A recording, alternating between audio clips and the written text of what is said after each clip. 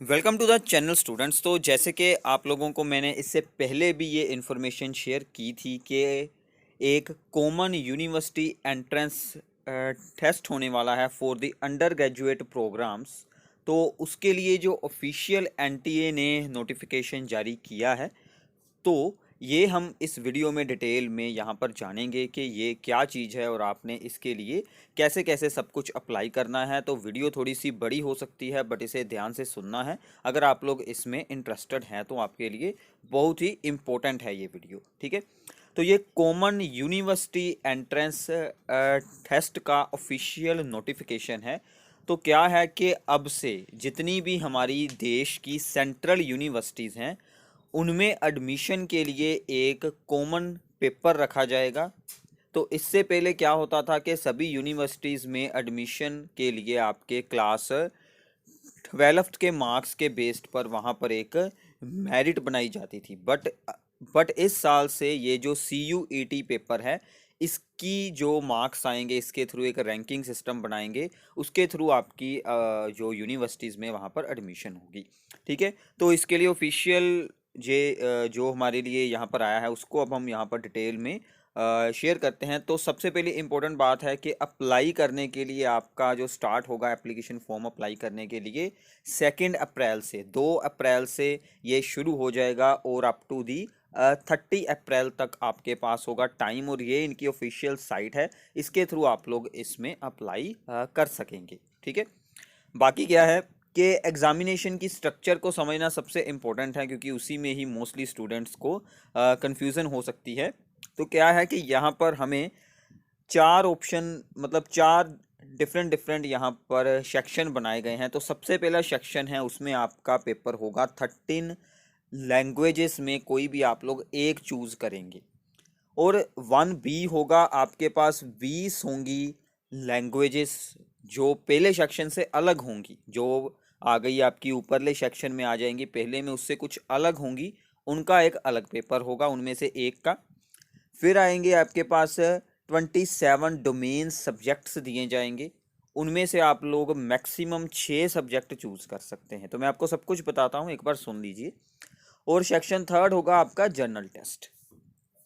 अब सबसे इम्पोर्टेंट क्या है, सबसे इम्पोर्टेंट क्या है कि उन्होंने बार बार ये बात आपको बताई है इस पूरी ही एडवर्टाइजमेंट में, कि आपने जिस कोर्स में जाना है, ध्यान से सुनिए, जिस कोर्स में जाना है, जिस यूनिवर्सिटी में जाना है, उस कोर्स की रिक्वायरमेंट्स आपको चेक करनी पड़ेंगी, ठीक है। मतलब आप मान लीजिए आप किसी स्पेसिफिक यूनिवर्सिटी में एडमिशन चाहते हैं किसी स्पेसिफिक कोर्स में, तो उस कोर्स की रिक्वायरमेंट्स आपको देखनी होगी कि उस कोर्स के लिए आपको कौन कौन से सब्जेक्ट्स की रिक्वायरमेंट है। वहाँ पर आपको मैथ्स चाहिए, साइंस चाहिए, ज्योग्राफी चाहिए, या फिर इंग्लिश चाहिए, हिंदी चाहिए, क्या क्या आपको उस कोर्स की रिक्वायरमेंट्स बताई गई हैं। उसी के अकॉर्डिंग आपने इस पेपर के वक्त अपने सभी सब्जेक्ट्स वगैरह को सेलेक्ट करना है। क्लियर है अभी? तो अपना एक पूरा पहले आप लोगों ने माइंडसेट बना लें कि ये कोर्स मेरे पास ऑप्शन है। मतलब एक नहीं, अगर आपके पास कोई 6-7 डिफरेंट डिफरेंट यूनिवर्सिटीज़ में आप लोग जाना चाहते हैं, डिफरेंट डिफरेंट कोर्सेज़ को वहाँ पर ज्वाइन करना चाहते हैं, इसीलिए उन्होंने आपको काफ़ी ज़्यादा यहाँ पर फ्लेक्सिबिलिटी दी गई है, ठीक है। तो अब क्या रहेगी स्ट्रक्चर के, सबसे पहले जो सेक्शन 1A है, जिसमें आएंगी 13 डिफरेंट लैंग्वेजेस, उनमें से आपको कोई भी एक लैंग्वेज चूज करनी है। उसमें आपको दिए जाएंगे 50 MCQ टाइप क्वेश्चंस, उसमें से आप लोगों ने 40 सोल्व करने हैं, जिसके लिए आपको 45 मिनट्स का दिया जाएगा टाइम। ऐसे ही सिमिलरली सेक्शन 1B होगा, उसमें 20 होंगी लैंग्वेज, उनमें भी सेम होगा सभी प्रोसीजर। और ये सभी जो भी होंगे यहाँ पर MCQ, ये आपको रीडिंग के ऊपर आपकी, मतलब उस लैंग्वेज के बारे में ही सब कुछ, वहाँ पर वोकेबलरी वगैरह हो गई, ये सब कुछ आपको उसके बारे में पूछा जाएगा। तो जो आपकी रिक्वायरमेंट है, अगर आप मान लीजिए अगर आप साउथ इंडिया से हैं, तो आप जाना चाहते हैं नॉर्थ इंडिया की किसी यूनिवर्सिटी में, तो वहाँ पर मोस्टली क्या होगा कि आपको इंग्लिश या फिर हिंदी की ज़रूरत पड़ेगी। तो आपने इंग्लिश और हिंदी के अकॉर्डिंग आपने कोई भी भाषा को चूज़ कर लेना है। अगर आप लोग ऐसे ही नॉर्थ से साउथ जाना चाहते हैं, तो आपको वहाँ के जो भी आपकी स्टेट होगी उसकी हो सकता है कि आपको कोर्स में किसी वहाँ की भाषा की ज़रूरत पड़े तो आपने उसको सिलेक्ट करना है, तो उसका आपका एक एमसीक्यू बेस्ड पेपर होगा, तो वो आप लोगों को यहाँ पर सीखनी पड़ेगी। ठीक है, रिक्वायरमेंट के अकॉर्डिंग जो भी आपका यहाँ पर कोर्स रहने वाला है। तो बाद में आएंगे आपका जो सेक्शन 2 है, ये जो आपके मेन सब्जेक्ट्स होते हैं।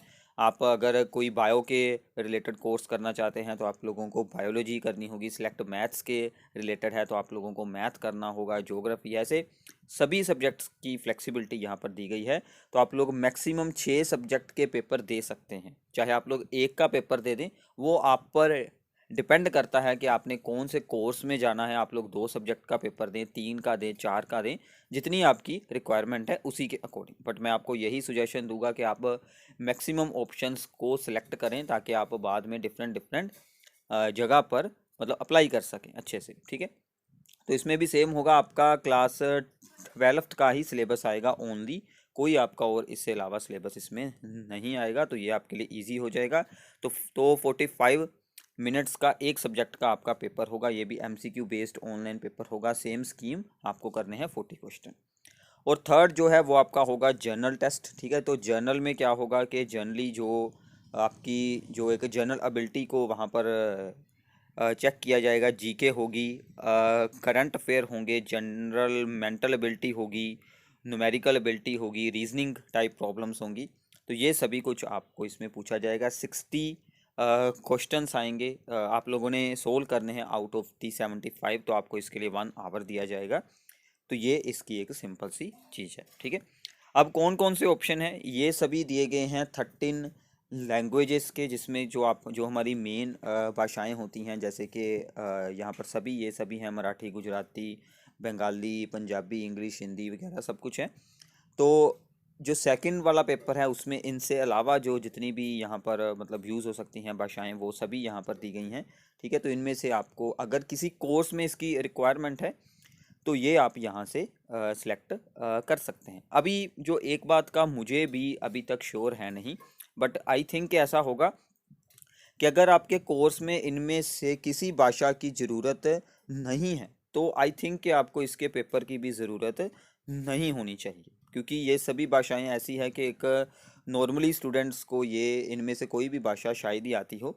ठीक है, तो अगर आपके कोर्स में इनकी ज़रूरत है नहीं तो आई थिंक कि आप लोग इस सेक्शन 1B को स्किप कर सकते हैं।